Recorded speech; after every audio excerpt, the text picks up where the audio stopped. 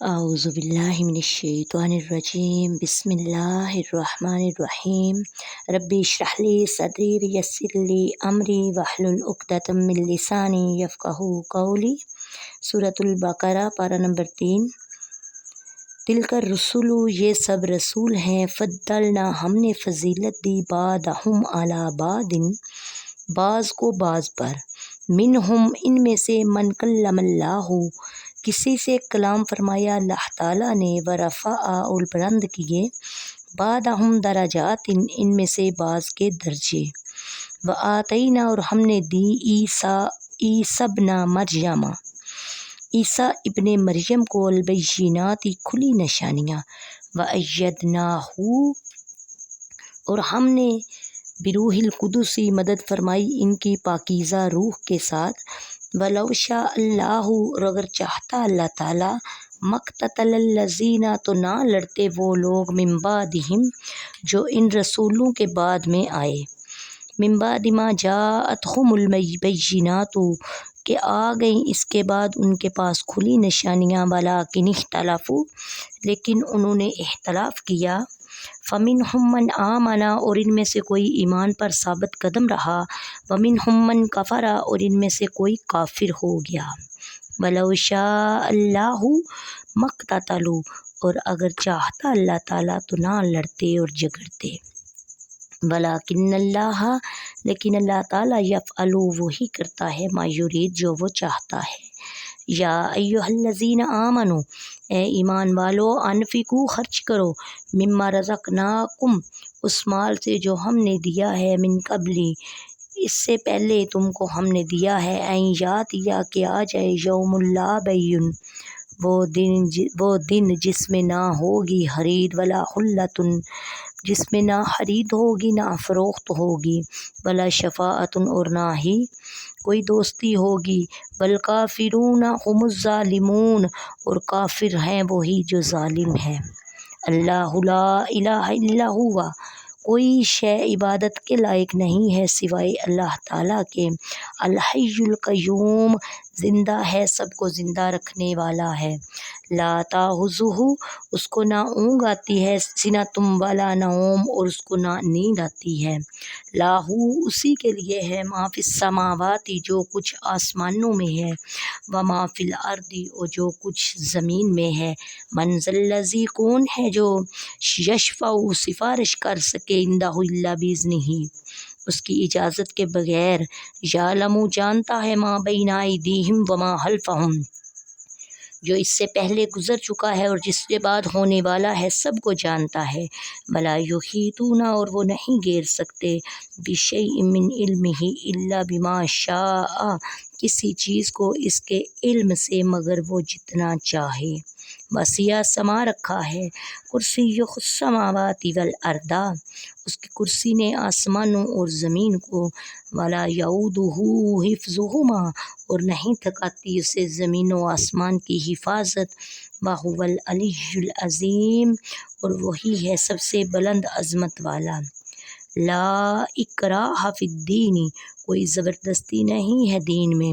قد تبین الرشد من الغی، بے شک خوب واضح ہو گئی ہے ہدایت گمراہی سے، فمن یکفر بالطاغوت،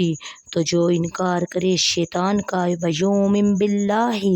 اور ایمان لائے اللہ کے ساتھ، فقد استمسک، تو اس نے پکڑ لیا مضبوطی کے ساتھ، بالعروۃ الوثقی، ہلکا ایسا، لا انفصام لہا، جو ٹوٹنے والا نہیں ہے، واللہ، اور اللہ تعالیٰ، سمیع علیم، سننے والا اور جاننے والا ہے۔ بسم اللہ الرحمن الرحیم۔ تفسیر سورۃ البقرہ کی آیت نمبر 253 سے لے کے، تلک الرسل، یہ رسول ہیں، اس آیت میں انبیاء کرام کی عظمت و شان کا بیان ہے۔ یاد رہے، نبی ہونے میں تمام انبیاء کرام برابر ہیں۔ قرآن میں جہاں یہ آتا ہے کہ ہم نے ان میں کوئی فرق نہیں کرتے، اس سے مراد یہی ہوتا ہے کہ اصل نبوت میں ان کے درمیان کوئی فرق نہیں، البتہ ان کے مراتب جداگانہ ہیں، خصائص و کمالات میں فرق ہے، ان کے درجات مختلف ہیں، بعض ہمارے دیے ہوئے رزق اور ہمارے اللہ تعالیٰ کی راہ میں صلی اللہ علیہ وسلم دیتے ہوئے ارشاد فرمایا، کہ قیامت کے آنے سے پہلے پہلے راہ خدا میں اللہ تعالیٰ کا دیا ہوا مال خرچ کر لو۔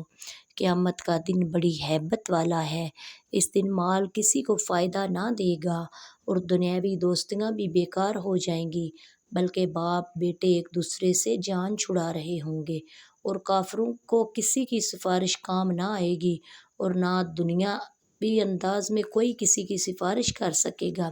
صرف اذن الہی سے اللہ تعالیٰ کے مقبول بندے شفاعت کریں گے، جیسا کہ اگلی آیت الکرسی میں آ رہا ہے۔ اور مال کا فائدہ بھی آخرت میں اسی صورت میں ہے جب دنیا میں اسے نیک کاموں میں خرچ کیا ہو، اور دوستیوں میں سے بھی نیک لوگوں کی ہی دوستیاں کام آئیں گی۔ اللہ لا الہ الا ہوا، اللہ وہ ہے جس کے سوا کوئی معبود نہیں۔ اس آیت میں اللہ تعالیٰ کی الوہیت اور اس کی توحید کا بیان ہے۔ اس آیت کا خلاصہ یہ ہے کہ اللہ تعالیٰ واجب الوجود اور عالم کو ایجاد کرنے والا اور تدبیریں فرمانے والا ہے۔ اسے نہ تو نیند آتی ہے اور نہ ہی اونگ آتی ہے، کیونکہ یہ چیزیں عیب ہیں، اور اللہ تعالیٰ نقص و عیب سے پاک ہے۔ آسمان اور زمین میں موجود ہر چیز کا وہی مالک ہے، ساری کائنات میں اسی کا حکم چلتا ہے۔ تو جب سارا جہان اس کی ملک ہے تو کون ہے جو اس کا شریک ہو سکتا ہے؟ مشرکین یا تو ستاروں اور سورج کو پوجتے ہیں جو آسمانوں میں ہے، یا دریاؤں، پہاڑوں، پتھروں، درختوں، جانوروں، آگ وغیرہ کی پوجا کرتے ہیں جو زمین میں ہے۔ تو جب آسمان اور زمین کی ہر چیز اللہ کی ملک ہے تو یہ چیزیں کیسے پوجنے کے قابل ہو سکتی ہیں؟ مشرکین جو یہ گمان کرتے ہیں کہ بت ان کی شفاعت کریں گے، تو وہ جان لیں کہ کفار کے لیے کوئی شفاعت نہیں۔ اللہ تعالیٰ کے حضور اجازت یافتگان حضرات کے سوا کوئی شفاعت نہیں کر سکتا، اور اجازت والے انبیاء کرام، ملائکہ، اولیاء اور مومنین ہیں۔ اللہ تعالیٰ ہر چیز کا علم رکھتا ہے، ہاں اس کا تعلق لوگوں سے ما قبل ہو یا ما بعد کا، امور دنیا کا ہو یا امور آخرت کا۔ اللہ تعالیٰ کے علم سے کسی کو کچھ نہیں مل سکتا جب تک وہ خود نہ عطا کرنا چاہے۔ ذاتی علم اسی کا ہے، اسی کے دیے سے کسی کو عطائی علم ہو سکتا ہے، جیسے وہ اپنی مشیت سے لوگوں کو اسرار کائنات پر اور انبیاء کرام کو غیب پر مطلع کرتا ہے۔ اللہ تعالیٰ کی عظمت بے بہا اور اللہ تعالیٰ کا کرم بہت زیادہ ہے۔ لا اکراہ فی الدین، دین میں کوئی زبردستی نہیں۔ اس آیت کا خلاصہ ہے کہ جو شیطان کا انکار کرے، اللہ تعالیٰ پر ایمان لائے، تو اس نے بڑا مضبوط سہارا تھام لیا، یہ ٹوٹنے والا نہیں ہے، الا یہ کہ بندہ خود ہی سے چھوڑ دے۔ لا اکراہ فی الدین سے معلوم ہونے والی احکام صفات الہیہ کے بعد لا اکراہ فی الدین فرمانے میں یہ اشارہ ہے کہ اب عقل مند آدمی کے لیے قبول حق میں تاخیر کرنے کی کوئی وجہ باقی نہیں رہی۔ کسی کافر کو جبراً مسلمان بنانا جائز نہیں، مگر مسلمان کو جبراً مسلمان رکھنا ضروری ہے، کیونکہ یہ دین اسلام کی توہین ہے، دوسروں کے لیے بغاوت کا راستہ ہے جسے بند کرنا ضروری ہے۔ لہٰذا کسی مسلمان کو مرتد ہونے کی اجازت نہیں دی جا سکتی، یا تو اسلام لائے یا پھر اس کو قتل کر دیا جائے۔ اس آیت میں کفر کا لفظ لغوی معنی میں ہے،